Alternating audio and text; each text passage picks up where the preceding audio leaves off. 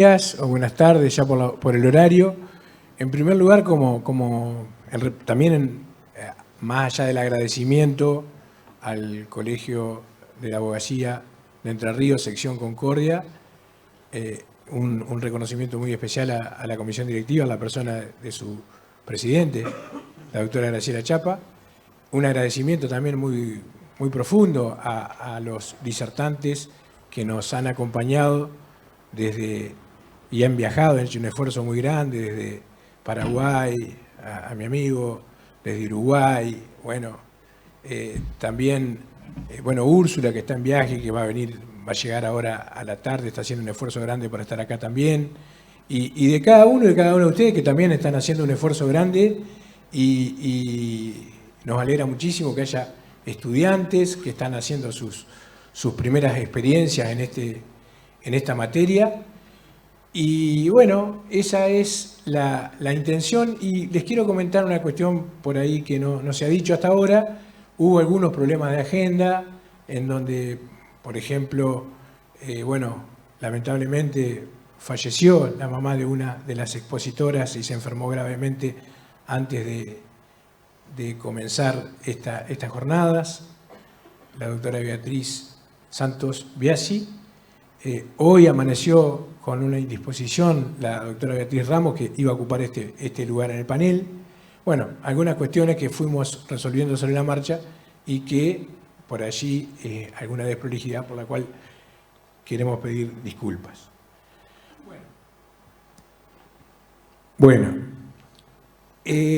Vamos a hablar del derecho deber de adecuada comunicación, ¿no? Si nosotros tenemos que pensar, decía un conocido juez, ¿no? Cárdenas, que sirvió de fuente de conocimiento a varios de los magistrados y magistradas de la provincia de Entre Ríos, que hay varias situaciones en el derecho de familia que son realmente dramáticas, que son, si se quiere, desesperantes, donde los sentimientos están muy a flor de piel y, encienden pasiones, etcétera. Son situaciones críticas, ¿no? Y Cárdenas decía, esas situaciones críticas, el abogado de familia, la abogada de familia, los magistrados, las magistradas, etcétera, o los operadores jurídicos tienen que tratar de convertirla en una oportunidad, ¿sí? En una oportunidad de crecimiento, en una oportunidad de cambios, no tenerle miedo a esas crisis. En este recorrido de uno de los verdaderos dramas, ¿no? Piensen que hay varios, pero nos vamos a focalizar centralmente en un progenitor, una progenitora, un padre, una madre, que no puede tener contacto, que no puede tener relación, que no puede disfrutar de ese momento de intimidad, ¿sí?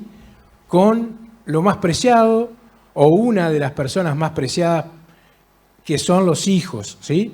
Entonces, pensemos en ese bagaje de sentimientos que se juegan en estos casos y que nosotros vamos a tratar de recorrerlo desde una perspectiva jurídica, pero en este recorrido que nosotros proponemos nunca dejar de lado este costado, si se quiere, humano, emocional, que invade y que de alguna manera condiciona a lo mejor la actividad de algunas de las partes, ¿sí? Entonces vamos a la conceptualización, lo que es algunas cuestiones procesales, vamos a ver el peso que tiene la opinión del niño y adolescente en este tipo de trámites, los incumplimientos y su abordaje en el derecho nacional y el régimen respecto de tercero y demás parientes, y vamos a tratar de sacar algunas conclusiones. Ustedes van a decir, es muy ambicioso este recorrido, a lo mejor por la hora, etcétera. No vamos a alcanzar a recorrer todo lo que nos propusimos, pero sí le dejamos material sobre estas cuestiones que ustedes van a poder profundizar en ese material bibliográfico de algunos artículos que publicaban en Rubinsal, etcétera, que ustedes van a tener acceso. Entonces, decimos en estos países, ¿no? En Argentina, en Paraguay, en Uruguay, que son los países que estuvimos representados, también en Perú, etcétera, la Convención consagra este deber derecho de adecuada comunicación. A mí me gusta llamarle deber derecho porque me parece que transmite mejor el significado, el contenido. Entonces, llamar derecho de comunicación ya da como una facultad. En cambio, si uno dice un deber derecho, es una de las características que es bifronte, tiene doble titularidad. Fíjense, los estados respetarán el derecho del niño que está separado de uno o ambos padres a mantener relaciones personales y contacto directo con ambos padres de modo regular, salvo si ello es contrario al interés superior del niño. Fíjense, estas relaciones personales y el contacto directo da la pauta de una ausencia de intermediación, ¿sí? Y tampoco de una delegación, porque esto es personal, es un derecho personalísimo, es un derecho humano esencial, pero que tiene la virtualidad de que debe ser ejercido por la propia persona, no puede ser representado ni puede delegar. Y en nuestro código ya, vamos a ver, en el derecho argentino, habla de derecho y deber de comunicación en el supuesto de cuidado atribuido a uno de los progenitores, el otro tiene derecho y el deber de fluida comunicación.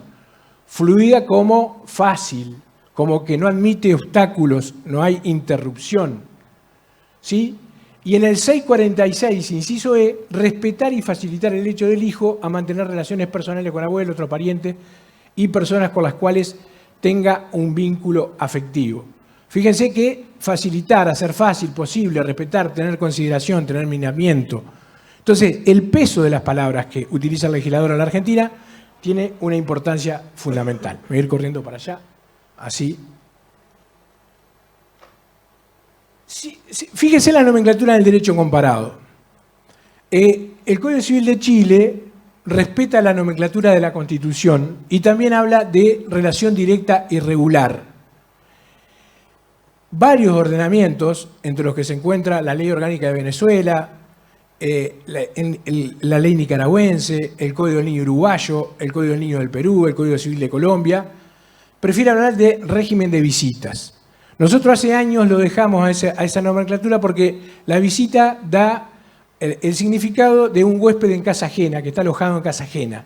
Entonces, esa ajenidad justamente es lo que en el derecho argentino y en algunos otros países del derecho comparado se quiere evitar, dándole otro cuerpo con esta denominación nosotros de derecho de comunicación. Y relacionamiento familiar en Paraguay con la ley 6083, también relacionamiento es otras de las denominaciones que recibe el derecho comparado. Nosotros no tenemos, como existen en algunos otros países, como por ejemplo en Nicaragua, una tabulación mínima, que por allí sería bueno pensarlo, si como alternativa se podría decir, bueno, como mínimo, dice la ley nicaragüense, un fin de semana cada 15 días durante las vacaciones escolares, Navidad y fin de año, de forma equitativa entre el padre y la madre. ¿Sí? Acá nosotros no tenemos tabulado un régimen mínimo en el derecho argentino y traigo este tema de la ley nicaragüense porque puede ser interesante para pensar. Fíjense que la Corte de Casación uruguaya, yo voy a ir utilizando material de distintos países, así, pero muy breve para tener un pantallazo, dice, remarca uno de los fallos de la Corte uruguaya que tiene dos aspectos. Es un derecho del niño, y no solo de la persona visitante, y que tiene el interés superior del niño determinar la concesión y la amplitud del régimen.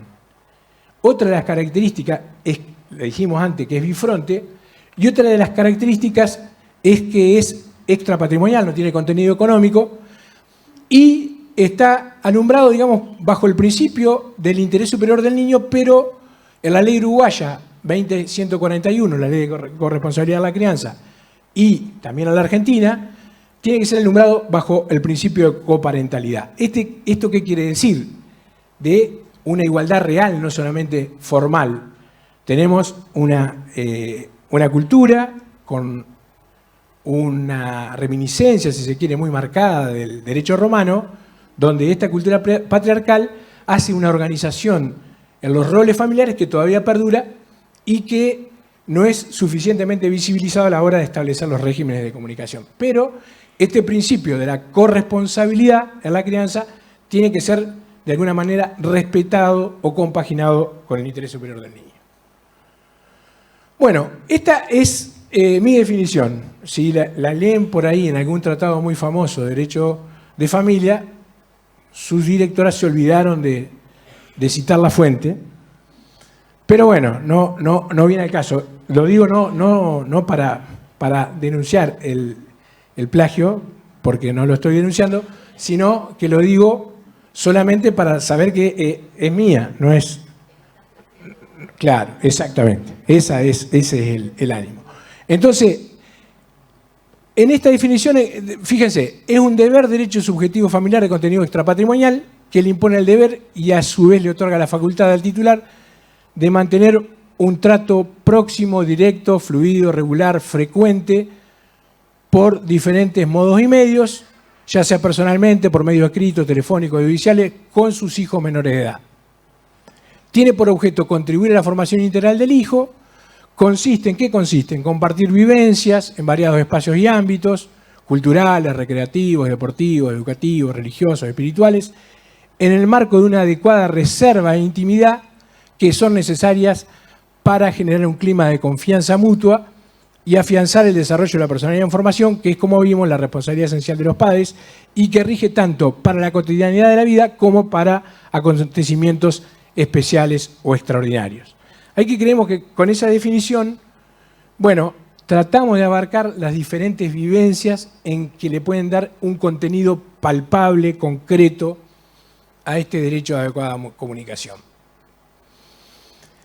Fíjense, la Corte chilena también remarca este principio de corresponsabilidad y trae algo que es muy importante, ¿no? En el primer párrafo lo remarca y tiene una cuestión que hace a la fundamentación para restringirlo, ¿sí? La exigencia no es acreditar los beneficios, como dice la Corte chilena, que rogaría al hijo el ejercicio de esta relación directa y regular, como dice en Chile, sino el que tiene que demostrar el perjuicio es el otro, el que lo quiere impedir, restringir o limitar. ¿Sí? La justificación, lo que se tiene que justificar siempre es la denegación. Esto que lo trae la Corte chilena en un fallo de este año, del año 2024, me parece que es importante remarcarlo. Y otras cuestiones procesales que me parece que son importantes y que no son suficientemente difundidas, estas cuestiones procesales, vamos a comenzar por el principio de la celeridad. Fíjense que nosotros hablamos de la jurisprudencia de la Corte Interamericana y este año, bueno, con Malena el otro día hicimos una entrevista y estuvimos charlando justamente de este caso, del caso María, que bueno, que la provincia de Santa Fe públicamente fue condenada por incumplimiento de garantías judiciales, etc. Y fíjense que acá hay un procedimiento, una responsabilidad de acelerar el procedimiento que recae sobre las autoridades judiciales independientemente de la actividad de los particulares o de las partes. Este principio de oficiosidad, que es un principio procesal, tiene que ser relacionado con otro principio procesal, el de la tutela judicial efectiva, y esto da un deber de diligencia reforzado en atención a las características personales del sujeto. Entonces, trajimos el caso María, pero es muchísima la jurisprudencia de la Corte Interamericana que toca estos temas, pero me parece que no debe ser, digamos, dejado de lado este principio de oficiosidad.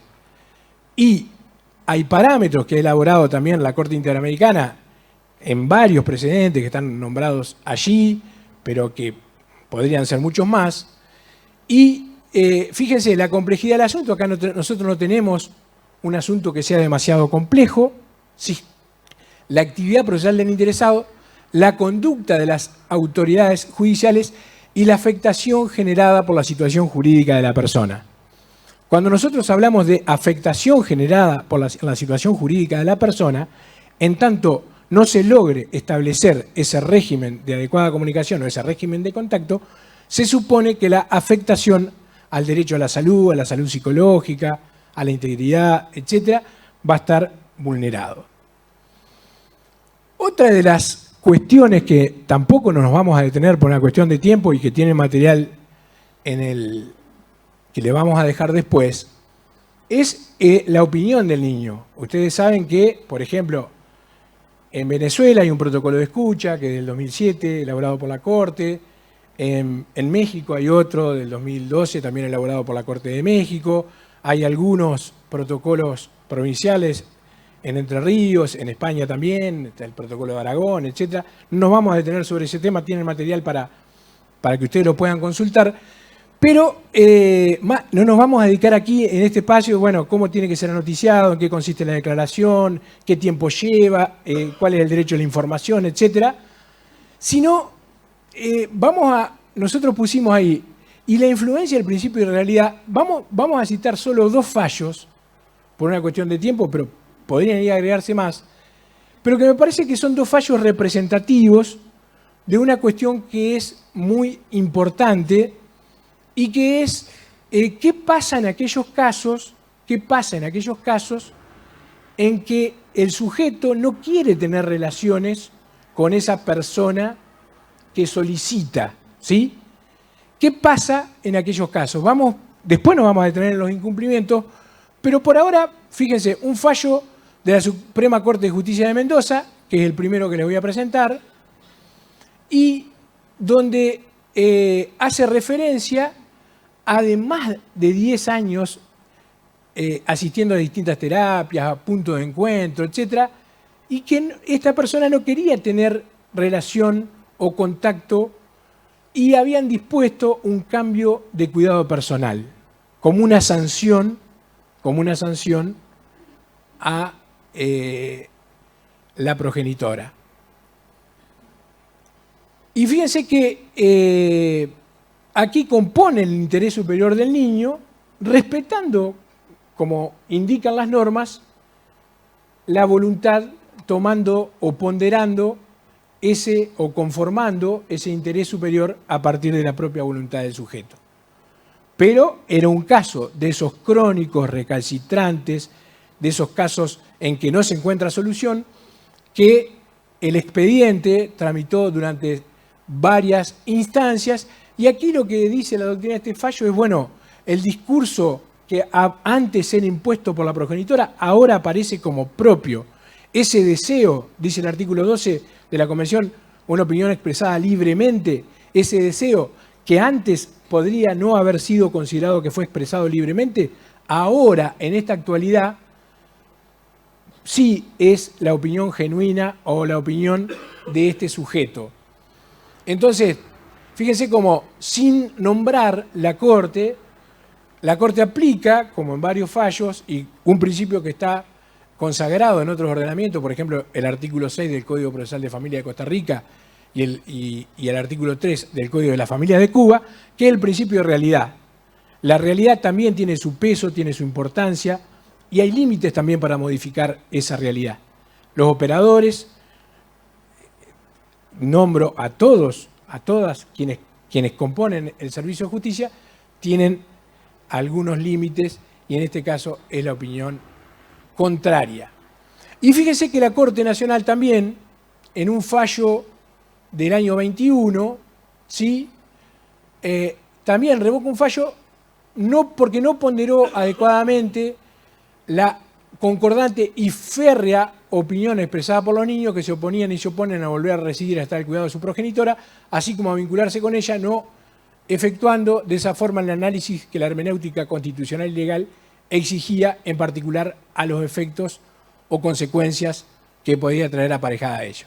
Y fíjense que la Corte misma recibe la audiencia, por eso está subrayado, la audiencia celebrada ante esta Corte, y aquí la Corte también dice resulta relevante a los efectos de determinar el interés superior, ¿sí?, la opinión de estos niños, que aunque con algunos vaivenes que fueron perdiendo entidad con el largo del tiempo, al margen de cómo pudo haberse originado la alienación con el discurso paterno, fíjese cómo la misma Corte va reconociendo que esta oposición férrea del niño a mantener vinculación, ¿sí?, tiene el peso como para revocar las anteriores decisiones, ¿sí? Como este paso del tiempo, reconociendo las máximas autoridades, en el caso de la provincia de Mendoza y en este caso de la Corte, que no se cumplimentó adecuadamente con respetar. Entonces yo pregunto, y lo dejo como pregunta a todos y a todas los operadores, bueno, quienes trabajan en interdisciplina, ¿tendrán que acceder también a estos conocimientos, a este tipo de fallos? ¿Sí?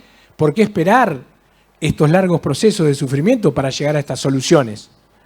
¿Sí? ¿O deberíamos, a lo mejor, tener otra consideración en las instancias anteriores de este tipo de producciones jurisprudenciales y respetar la opinión de los niños? Bueno, acá vamos a tocar algún temita que tiene que ver con los incumplimientos y traemos esta discusión, ¿no? Que me parece que está muy de moda en la Argentina, al menos en el derecho argentino, que es las medidas razonables para asegurar la eficacia de ciertas decisiones en materia de alimentos y de régimen de comunicación, y que traemos esta frase de este conocido filósofo inglés, dice que el fin no puede justificar los medios por la sencilla y clara razón de que los medios empleados determinan la naturaleza de los fines obtenidos.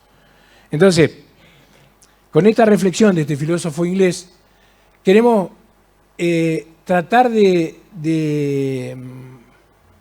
también emparentar con otra jurisprudencia de la Corte Interamericana, donde deja claro, está bien, ustedes van a decir, es el cumplimiento de la condena del caso Fornerón, y esta resolución es del 28 de noviembre del 18, pero la primera parte queda claro de este extracto que la obligación que asumen las autoridades judiciales es de medios, ¿sí?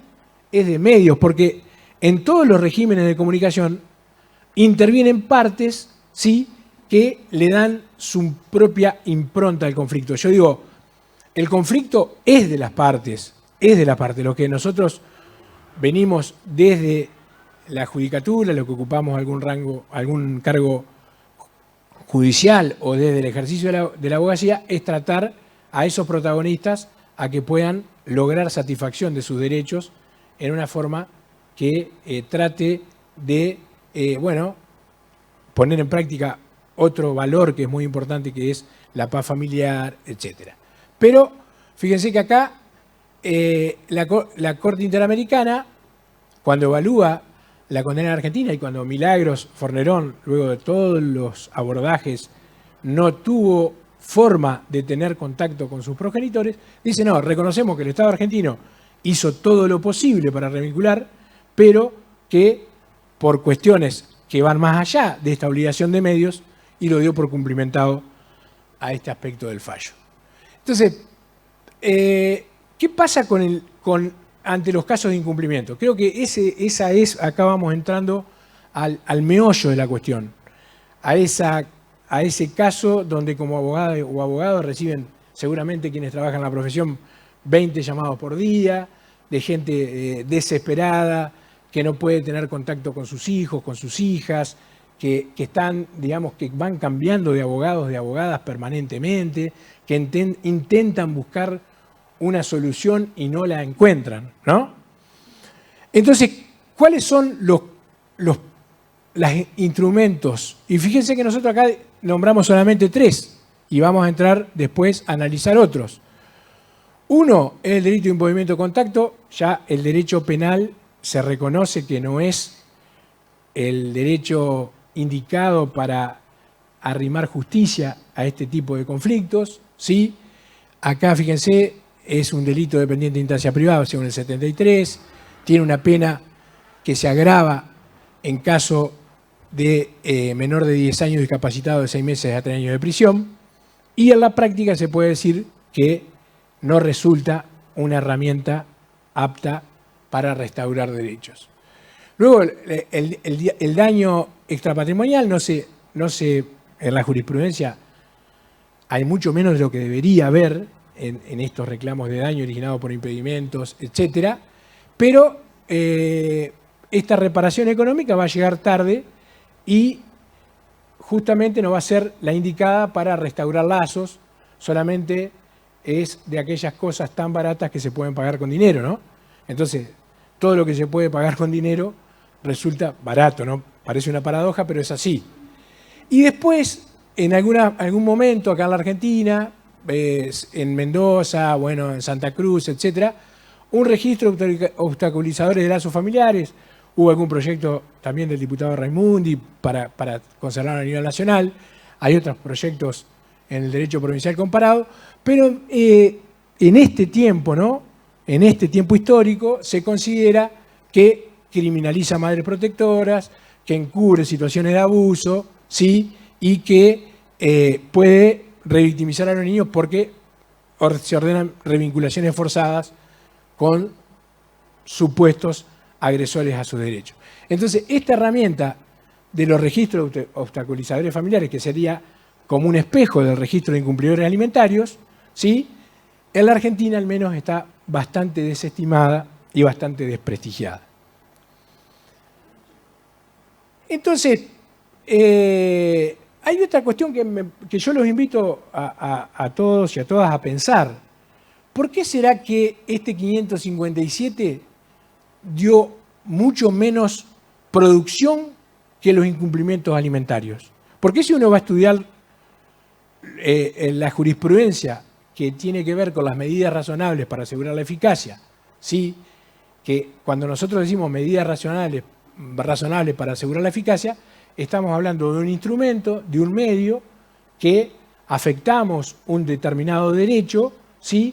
Con la finalidad de que convencer a esa persona que incumple, un incumplidor, si se quiere, recalcitrante, crónico, etcétera, que abdique de su actitud y que cumpla con el mandato judicial, ¿sí? Es netamente instrumental. Entonces, tenemos que hacer siempre un test de constitucionalidad, que el derecho afectado por esa medida sea de menor rango, si se quiere, o de menor intensidad esa afectación, que el derecho que nosotros pretendemos tutelar.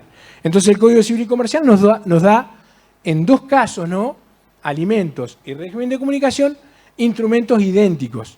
Pero nosotros decimos, en los incumplimientos alimentarios, hay mucho más producción jurisprudencial, ¿sí? Van a encontrar que hasta han prohibido ir a determinados espectáculos deportivos, bailantas, partidos de fútbol, que han dispuesto hasta la detención durante un determinado periodo, trabajos comunitarios, etc. Pero nosotros no vamos a encontrar demasiado si exploramos el tema de régimen de comunicación. Seguramente habrá explicaciones sociológicas que tendríamos que estudiar mucho más en profundidad, pero nosotros como estudiosos del derecho decimos, bueno, lo único que marcamos es este detalle. En lo otro hay mucho, aquí no hay prácticamente nada. Bueno, ¿y cuáles son estas medidas razonables? Fíjense, ¿cuáles son estas medidas razonables? Y acá ustedes en el estudio jurídico, quienes son abogados o quienes están estudiando Derecho, se pueden ir, quienes están estudiando Derecho, emparentando con algunas herramientas, ¿no? El astreinte, que es una sanción pecuniaria, una multa, donde se amenaza primero, o se lo percibe, siendo mucho más técnico, de que se va a tomar una determinada condena económica, que puede ser de un determinado monto de dinero. Ahí tienen la jurisprudencia citada, pero fíjense que los astreintes, primero yo siempre digo, tenemos que tener dos condiciones. Una, quien tenga dinero, y otra, que le duela gastar ese dinero en eso. Porque yo puedo tener mucho dinero, entonces, por más que me condenen a pagar astreinte, en el caso concreto, yo prefiero perder plata y que el padre o la madre no tenga contacto con mi hijo o con mi hija. Entonces, pueden estar indefinidamente esos astreintes. Entonces, esta medida no va a ser razonable ni adecuada al caso. Entonces, yo siempre digo, en este tipo de medidas, ¿quiénes son los que están en mejores condiciones de proponerlas? Son los que están en mejores condiciones de proponerlas quienes conocen a las partes, ¿sí? A mí me causa gracia porque desde ese fallo de Rosario de prohibir de salir del país a deudores alimentarios, después todos los códigos, etcétera, empiezan a tener esta prohibición de viajar al exterior y a lo mejor se la aplican reiteradamente a quien nunca salió del puente Alvear, dando un ejemplo muy burdo. Entonces, me parece que estas medidas tienen... La otra, el cambio de residencia, que o el cambio de cuidado personal, o el cambio de guarda, depende de los ordenamientos, o el cambio de custodia, etcétera, es un golpe en la mesa que toma la judicatura. Es, también digo yo, algo que no puede tener vida si no hay cómo sostener esa decisión. Entonces, me parece que ese cambio de custodia, en mi opinión, si no tiene un efecto inmediato, después es muy difícil de revertir esa situación. ¿Sí? La efectividad. Después, la terapia por mandato. Bueno, esto es otro capítulo que nosotros tendríamos que sentarnos largamente a discutir para... Mucho hablamos de la interdisciplina, de la construcción de la interdisciplina, de los saberes interdisciplinarios, etc. ¿Sí? Ah, me quedan 10. Pero a la hora de evaluar esos resultados de esas intervenciones interdisciplinarias o esas intervenciones terapéuticas, vamos a ver que muchas veces se ocasionan algunos conflictos que serían evitables. ¿Sí? Bueno, pero la terapia por mandato es otra. Y bueno, la retención de cuota alimentaria, no me voy a detener en eso porque es un fallo viejísimo, justamente de Duto, que lo nombraba hoy acá el amigo Hugo René. Pero, y si nosotros hacemos una rápida recorrida por el derecho comparado, nos vamos fíjense en Paraguay, ahora el artículo 96, ¿sí? Intimación de su cumplimiento bajo apercibimiento de disponer medidas compulsivas, ¿sí? La intimación bajo apercibimiento de un delito que es desacato a la orden judicial y una multa pecuniaria. Fíjense que en esto, a contrario de lo que estuvimos viendo con otros casos, en esto no hay demasiadas variantes entre el derecho paraguayo, entre el Código de Perú, por ejemplo, que dice, fíjense, hacen caso también al cambio de residencia, ¿sí? Y al apercibimiento, allanamiento del lugar, detención hasta 24 horas de quienes se recitan a su mandato, ¿sí? Etcétera. Multa.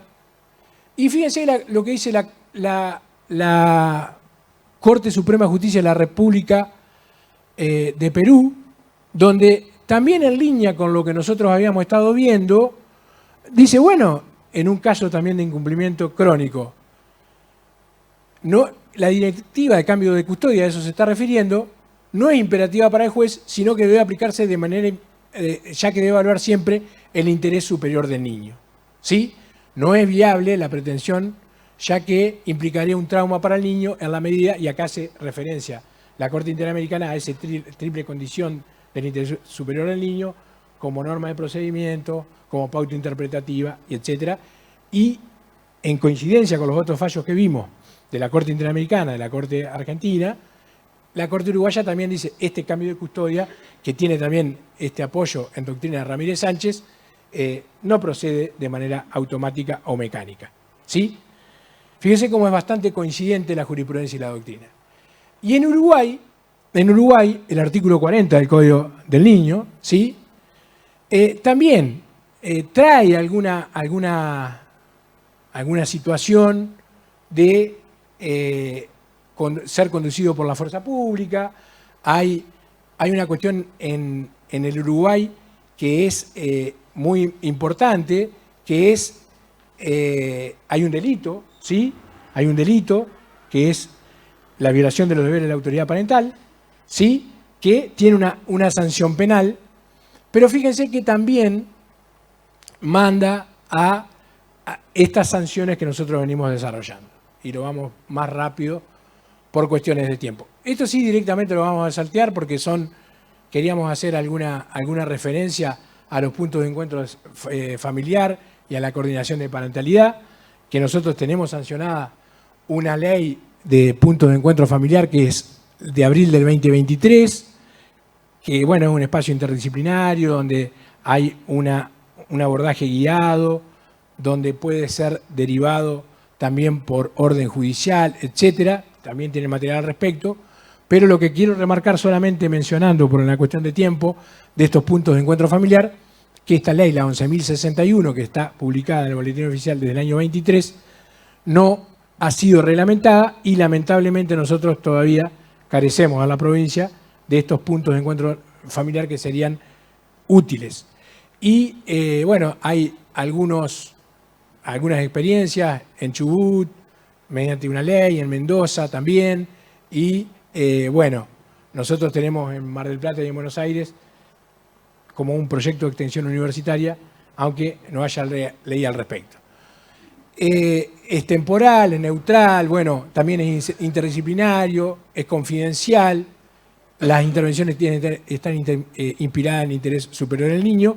Y esta es otra cuestión que me parece importante. Tiene que ser un recurso gratuito, aunque sea parcialmente para las personas que carecen de recursos económicos. Entonces, estos puntos de encuentro familiar tienen que ser un recurso útil para todos. Y nos detenemos brevemente en la coordinación de parentalidad, ¿sí?, que es una figura que está siendo utilizada vía jurisprudencial, que, bueno, que se originó en Denver, en Estados Unidos, en el 2001, que hay alguna experiencia en nuestro ordenamiento jurídico, ¿no? En Salta y en Neuquén, justamente estábamos conectados con la gente de Neuquén para hacer una capacitación del Instituto Alberdi sobre materia de coordinación de parentalidad. Se lo dejo solamente mencionado, un profesional especialista, preferentemente del campo de salud, que no cumple el rol ni de terapeuta, ni de abogado de las partes, ni de mediador, y que se le otorgan ciertas facultades, ¿sí?, que se le pueden otorgar ciertas facultades para que direccione ese proceso de revinculación, inclusive puede tomar algunas facultades delegadas por el juez. Pero bueno, esta figura de coordinación de parentalidad tenemos dos dificultades.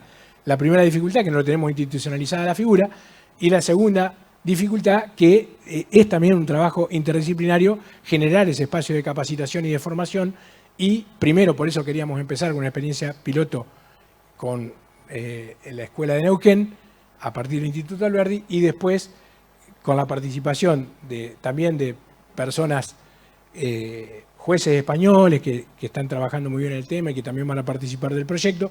Pero bueno, solamente se lo quería mencionar como una idea.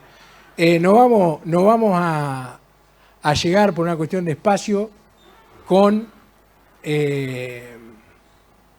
acá esto de la coordinación, otros parientes y referentes afectivos.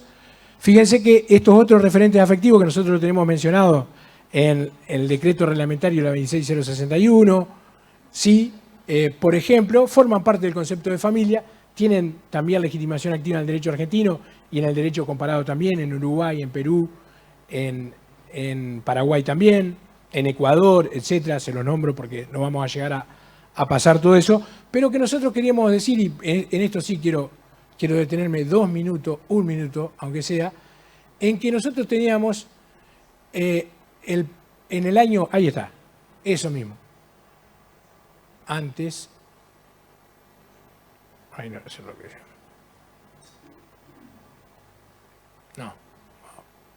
no, les decía que nosotros teníamos en el derecho nuestro, en el derecho nacional, el proyecto del 98, que fue elaborado, entre otros, por la prestigiosa jurista María Josefa Méndez Costa, donde ella, tomando las enseñanzas de Guastavino en un artículo que publicó en 1976, haciéndole alguna crítica a la regulación del anterior Código Civil, se toma el concepto de socioafectividad sin llamarlo así, y tanto la doctora Méndez Costa como Elías Guastavino hicieron un aporte desde la academia muy importante, que eso fue receptado sin nombrarlos como fuente en el Código Civil y Comercial, o sin nombrarlo con el peso que deben haber tenido, bueno, nuestra profesora, nuestra querida Pepita, y Elías Guastavino, que también forma parte de nuestra universidad.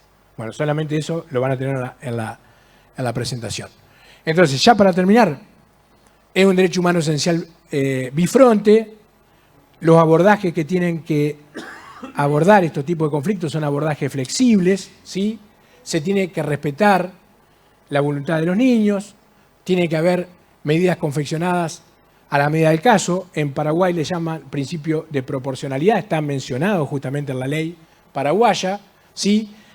debemos explorar puntos de encuentro y coordinación de parentalidad. Sí, recordamos una vez más que los derechos emergentes de la responsabilidad parental deben ser ejercidos regularmente y no de forma abusiva. Y, como dijimos, los terceros con interés legítimo tienen visibilización en el derecho argentino y rendimos tributo en esta posición a la doctora Méndez Costa y al doctor Elías Guastavino. Bueno, muchas gracias. Gracias, doctor Jáuregui, por su exposición. Bueno, hemos llegado al final de esta primera parte. Quiero agradecer a todos los expositores, a los que hoy viajan, buen regreso a sus hogares, a todos los asistentes que participaron de estas jornadas y nos reencontramos a partir de las 14 horas. Muchas gracias. No, perdón, 16 horas.